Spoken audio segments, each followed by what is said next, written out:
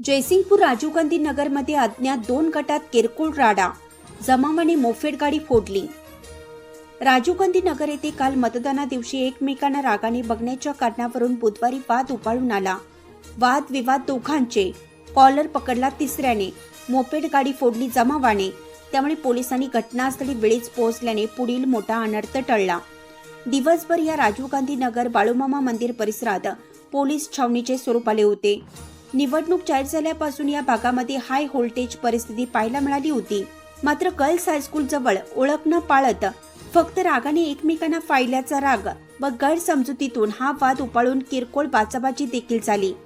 नेमकं दोन्ही गट कोण कोणाचे हे सायंकाळी उशिरापर्यंत समजू शकले नाहीत।